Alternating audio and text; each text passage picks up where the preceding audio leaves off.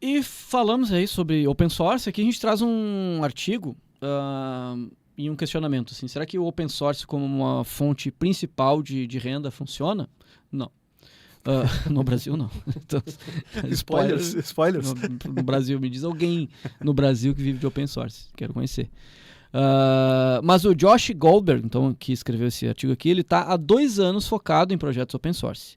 Nesse novo texto, o Josh conta como que foi o ano de 2023 e traz alguns pontos interessantes sobre a vida de mantenedor de projetos de código aberto. Então, para quem tem interesse, acho que vale a pena dar uma lida, mas eu trouxe aqui para a gente falar um pouquinho, porque na verdade já passou um pouco essa fase, assim, teve uma onda de muita gente no mundo, principalmente, né, fora do Brasil, mas algumas pessoas no Brasil, de querer e genuinamente viver né, mantendo projetos open source, criando soluções para uma comunidade global e tal, o que eu acho bem interessante. Em algum momento da minha vida eu achei que isso seria bem legal, assim.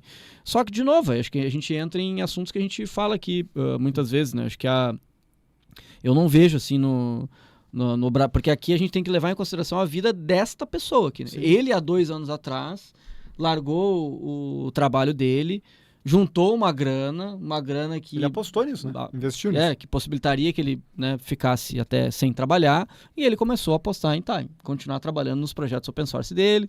Aí começou a ter uma fonte de renda aqui, uma fonte de renda ali, conseguiu um patrocínio de uma empresa tal, que apoiou o projeto e tal, mas é um ecossistema bem complexo, assim, e eu diria até instável, assim, sabe? Porque eu acho que o open source hoje não é o que ele foi numa época de ouro aí do Fizzly, que acontecia aqui em Porto Alegre. Acho que hoje a gente tem uma série de coisas, assim, né? Lembrando que a Microsoft comprou o GitHub, que hoje o open source é meio sinônimo de código no GitHub, mas o GitHub é uma empresa privada que pertence à Microsoft, e os projetos open source maiores aí normalmente tem uma empresa por trás, e aí tem uma estratégia tanto de marketing e de mercado por trás. Monetizar de alguma outra forma. Exatamente. Né? React, Angular nasceram assim, né, com esse objetivo, Next.js, todas as coisas da Vercel.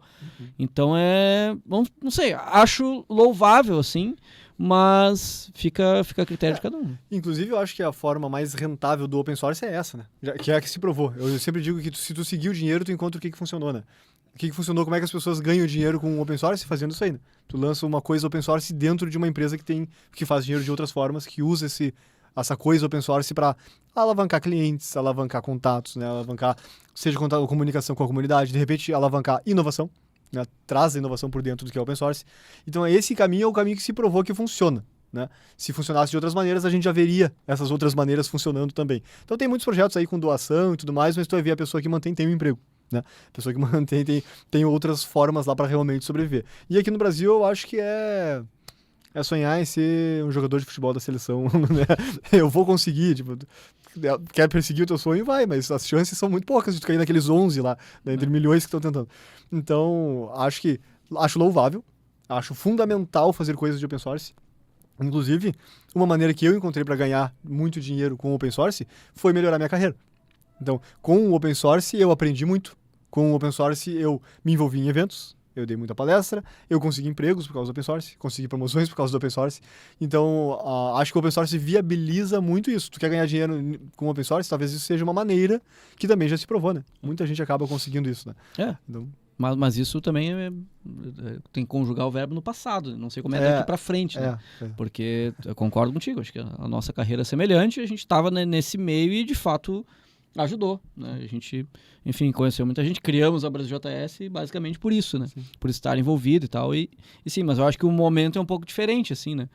Então, e claro, tem cases bilionários até de open source, a Red Hat, por exemplo. Que tem no Brasil, inclusive. Exatamente, mas eu acho... E vale lembrar, o Linux, se não o maior projeto open source do mundo, é a base da internet, é a base de tudo, né? Do Android, de tudo que a gente tem, basicamente. E é um projeto genuinamente open source, claro que também tem empresa investindo, né? Porque tem as empresas que bancam para que pessoas fiquem trabalhando em cima disso, né?